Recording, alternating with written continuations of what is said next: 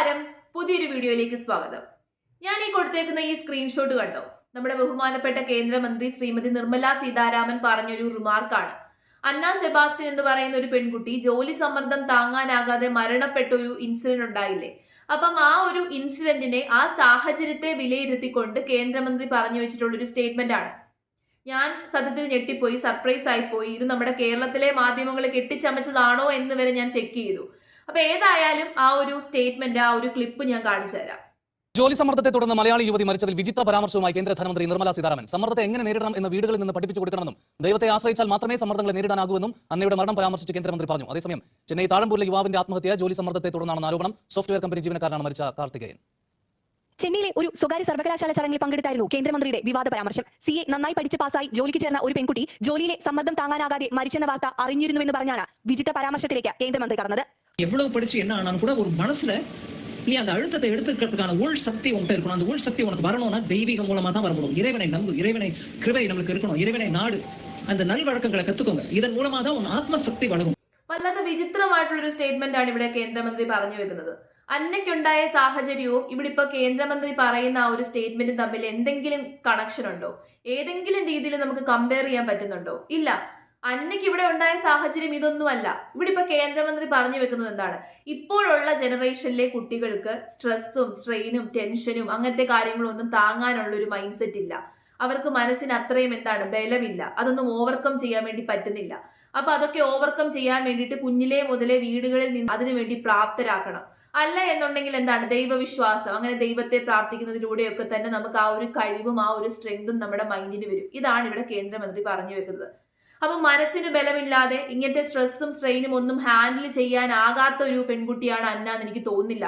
അങ്ങനെ ആയിരുന്നുണ്ടെങ്കിൽ അവർ ഒരു കാരണവശാലും ഈ ഒരു ജോബിലേക്ക് ഇറങ്ങില്ലായിരുന്നു. മാക്സിമം അവിടെ പിടിച്ചു നിൽക്കാൻ വേണ്ടി നോക്കില്ലായിരുന്നു. അവസാന നിമിഷം വരെ അവിടെ പിടിച്ചു നിൽക്കാൻ വേണ്ടിയിട്ടാണ് അന്ന നോക്കിയത്. എത്ര കഷ്ടപ്പെട്ടിട്ടാണെങ്കിലും ശരീരത്തിന് എന്തുമാത്രം സ്ട്രെസ് ഉണ്ടെന്ന് പറഞ്ഞു കഴിഞ്ഞാൽ അവിടെ പിടിച്ചു നിൽക്കാനാണ് നോക്കിയത്. ശരിക്കും പറഞ്ഞു കഴിഞ്ഞാൽ ഇവിടുത്തെ യഥാർത്ഥത്തിലുള്ള വില്ലന്മാരെന്ന് പറഞ്ഞു കഴിഞ്ഞാൽ കുട്ടികളുടെ മനസ്സിന് സ്ട്രെസ്സും സ്ട്രെയിനും താങ്ങാൻ പറ്റാത്തതല്ല. ഇവിടുത്തെ ശരിക്കുമുള്ള വില്ലന്മാർ കോർപ്പറേറ്റ് കമ്പനിക്കാരാണ്. വർക്കേഴ്സിനെ ചൂഷണം ചെയ്തുകൊണ്ടിരിക്കുന്ന, അവരെയും കൊണ്ട് പട്ടിപ്പണി എടുത്തുകൊണ്ടിരിക്കുന്ന, അല്ലെങ്കിൽ ഇഞ്ചപരുവമാക്കിക്കൊണ്ടിരിക്കുകയാണ്. മാക്സിമം നീര് വലിച്ചെടുത്ത് അവർക്ക് പ്രോഫിറ്റ് ഉണ്ടാക്കാൻ വേണ്ടിയിട്ട് മനുഷ്യന്മാരാണ് എന്ന് പോലും വിചാരിക്കാതെ റോബോട്ടിനെ പോലെ ഇങ്ങനെയുള്ള ജോലിക്കാരെ പണിയെടുപ്പിച്ചുകൊണ്ടിരിക്കുന്ന കോർപ്പറേറ്റ് കമ്പനിക്കാരാണ് ഇവിടുത്തെ ശരിയായിട്ടുള്ള വില്ലന്മാർ. അപ്പം അവരെ സംരക്ഷിച്ചു പിടിക്കുന്ന ഒരു അപ്രോച്ച് ആയിപ്പോയി ഇപ്പൊ കേന്ദ്രമന്ത്രിയുടെ ഭാഗത്തുനിന്ന് ഉണ്ടായത്. ആ ഒരു അപ്രോച്ച് ഞാൻ ഒരിക്കലും പ്രതീക്ഷിച്ചില്ല. സത്യത്തിൽ ആ അപ്രോച്ച് അല്ല ഇവിടെ എടുക്കേണ്ടത്. ഇവിടുത്തെ ശരിക്കുമുള്ള വില്ലന്മാർ അവർ തന്നെയാണ്. ഇവിടെ അന്നയ്ക്ക് ഇങ്ങനെ ഒരു സാഹചര്യം ഉണ്ടാവാൻ കാരണം അവരുടെ മനസ്സിനേറ്റ ക്ഷതമല്ല, അവരുടെ ശരീരത്തിനേറ്റ ക്ഷതമാണ്. അവർക്ക് ഉറങ്ങാൻ സമയം കിട്ടുന്നില്ല, ഫുഡ് കഴിക്കാൻ സമയം കിട്ടുന്നില്ല, വെള്ളം കുടിക്കാൻ വേണ്ടി സമയം കിട്ടുന്നില്ല. അതായത് നമ്മുടെ ശരീരത്തിന് ആവശ്യമായിട്ടുള്ള ഇന്ധനം ഒന്നും നമ്മൾ പ്രൊവൈഡ് ചെയ്തില്ല എന്നുണ്ടെങ്കിൽ എങ്ങനെയാണ് ശരീരം പ്രവർത്തിക്കുന്നത്? ഈ വലിയ വലിയ ഇൻസ്ട്രുമെന്റ്സിലൊക്കെ ഇന്ധനം ഒഴിച്ചില്ലെന്നുണ്ടെങ്കിൽ, അല്ല ഇപ്പൊ കാറ്, വണ്ടികളിലൊന്നും ഇന്ധനം ഒഴിച്ചില്ലെന്നുണ്ടെങ്കിൽ അത് പ്രവർത്തിക്കുമോ? ഇല്ല. അത് ഇടയ്ക്ക് വെച്ച് ഷട്ട് ഡൗൺ ആയി പോകും. നമ്മുടെ ശരീരം ഷട്ട് ഡൗൺ ആയി കഴിഞ്ഞാൽ പിന്നെ തീർന്നു, പിന്നെ ഒന്നുമില്ല. നമ്മളൊരു ബയോളജിക്കൽ പ്രോസസ്സിലൂടെ ജീവിച്ചു പോകുന്ന ലീവിങ് ബീങ്സ് ആണ്. അപ്പൊ നമ്മുടെ ബയോളജിക്കൽ പ്രോസസ്സ് ഒന്നും തന്നെ കംപ്ലീറ്റ് ആയില്ലെന്നുണ്ടെങ്കിൽ, കൃത്യമായില്ലെന്നുണ്ടെങ്കിൽ ശരീരത്തിന് ക്ഷതമുണ്ടാകും. ഇപ്പൊ മനസ്സിനുണ്ടാകുന്ന സ്ട്രെസ്സും സ്ട്രെയിനും ആണ് എന്നുണ്ടെങ്കിൽ നമ്മുടെ കേന്ദ്രമന്ത്രി പറഞ്ഞ കാര്യം കുറച്ചെങ്കിലും നമുക്ക് അംഗീകരിക്കാം. കാരണം മനസ്സിനുണ്ടാകുന്ന സ്ട്രെയിനെയും സ്ട്രെസ്സിനെയും ഒക്കെ തന്നെ ദൈവവിശ്വാസത്തിലൂടെയും ദൈവത്തെ പ്രാർത്ഥിച്ചതിലൂടെയും ഒക്കെ ചെറുതായിട്ടൊക്കെ ഒന്ന് കുറയ്ക്കാം. പക്ഷെ ശരീരത്തിന് വരുന്ന സ്ട്രെസ്സോ, നിരന്തരം ഉറങ്ങാതിരുന്ന് കൃത്യമായിട്ട് ഭക്ഷണം കഴിക്കാതെ ഇരുന്ന് ശരീരത്തിൽ ഉണ്ടായി വരുന്ന സ്ട്രെസ്സോ സ്ട്രെയിനോ, നമ്മുടെ ഹാർട്ട് എന്ന് പറയുന്നത് നോൺ സ്റ്റോപ്പ് ആയിട്ട് വർക്ക് ചെയ്യുന്ന ഒരു കാര്യമാണ്. അപ്പം ഇങ്ങനെ ശരീരത്തിൽ ഇങ്ങനെ സ്ട്രെസ് ബിൽഡപ്പ് ചെയ്ത് കഴിഞ്ഞാൽ ആ ഹാർട്ട് അപ്പം തന്നെ നിന്നുങ്ങ് പോകും. ഇപ്പോഴത്തെ സാഹചര്യത്തിൽ ഏറ്റവും കൂടുതൽ ഹാർട്ടുകളാണ് നിന്നു പോകുന്നത് എല്ലാവരുടെയും. ഇതുപോലെ വലിയ വലിയ കോർപ്പറേറ്റ് കമ്പനികളുടെ ഒക്കെ അണ്ടറിൽ ജോലി ചെയ്യുന്ന മിക്ക ജീവനക്കാരെയും മെന്റൽ ടെസ്റ്റിന് വിധേയമാക്കി കഴിഞ്ഞാൽ അവർക്ക് ഡിപ്രഷൻ ഉണ്ടെന്ന് കാണേണ്ടി വരും. എല്ലാവരും ഇപ്പൊ ഡിപ്രഷനിലാണ്. ജോലി സമ്മർദ്ദം മൂലം ഡിപ്രഷനിലേക്ക് വീഴുന്ന എത്ര പേരാണ്? ജോലി സമ്മർദ്ദം മൂലം ആത്മഹത്യ ചെയ്യുന്ന എത്ര പേരാണ്? കാരണം അവർക്ക് ചോദിക്കാനും പറയാനും ആരുമില്ല. ഇങ്ങനെയുള്ള കോർപ്പറേറ്റ് കമ്പനിക്കാരോട് ആരും തന്നെ ചോദിക്കാൻ ചെല്ലുന്നില്ല. അപ്പൊ ഗവൺമെന്റ് പോലും ഈ രീതിയിലുള്ള ഒരു അപ്രോച്ച് സ്വീകരിച്ചു കഴിഞ്ഞാൽ ഈ നാട്ടിലെ ജോലിക്കാർക്ക് യാതൊരു രീതിയിലുള്ള രക്ഷയും ഇല്ലാതെയാകും. കൂടുതൽ മനോവിഷമത്തിലേക്ക് ഇവരൊക്കെ പോകും. അവരുടെ ആരോഗ്യം നശിച്ച് അവരില്ലാതെയാകും.